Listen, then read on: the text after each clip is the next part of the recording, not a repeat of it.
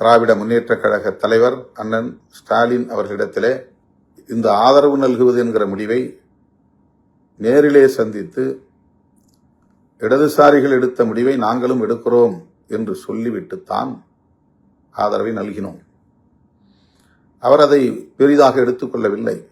அதனால் ஒன்றுமில்லை, நீங்கள் ஆதரவு நல்கலாம் என்று இசைவு தந்தார். அமைச்சரவையில் இடம்பெறப்போவதை அவருக்கு தெரிவிக்க முடியவில்லை. ஆனால் முன்னணி அமைச்சர்கள் ஒரு சிலரை நான் தொடர்பு கொண்டு இப்படி ஒரு நிலைப்பாட்டை நாங்கள் எடுக்கிறோம் என்று சொல்லிவிட்டு அதன் பிறகுதான் செய்தியாளர்களை சந்தித்து விசிக அமைச்சரவையில் இடம்பெறுகிறது என்ற அறிவிப்பை செய்தேன்.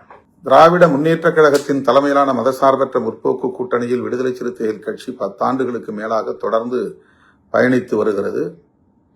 எந்த அளவுக்கு அந்த தோழமைக்கு நாங்கள் முக்கியத்துவம் கொடுத்திருக்கிறோம், எந்த அளவுக்கு உற்ற துணையாக இருந்திருக்கிறோம், அந்த கூட்டணியை பாதுகாக்க வேண்டும் என்பதில் எங்களால் ஆன பங்களிப்பை எவ்வளவு செலுத்தியிருக்கிறோம் என்பதை திமுக தலைவர் அண்ணன் முத்துவேல் கருணாநிதி ஸ்டாலின் அவர்கள் மிக நன்கு அறிவார். அன்பு இளவல் மேனாள் துணை முதல்வர் உதயநிதி அவர்களும் நன்கு அறிவார். சுற்றி இருப்பவர்கள் ஒரு சிலர் நன்கு அறிவார்கள். ஆனால் அதையும் தாண்டி நாம் எடுத்த இந்த முடிவை கடும் சொற்களால் விமர்சிக்க கூடாது என்று அண்ணன் ஸ்டாலின் அவர்கள் தன்னுடைய தொண்டர்களுக்கு அறிவுறுத்தியிருக்கிறார். அந்த பதிவை உடனே எடுக்கும்படி ஆணையிட்டிருக்கிறார். இதுவும் நாம் அறிந்த ஒன்று.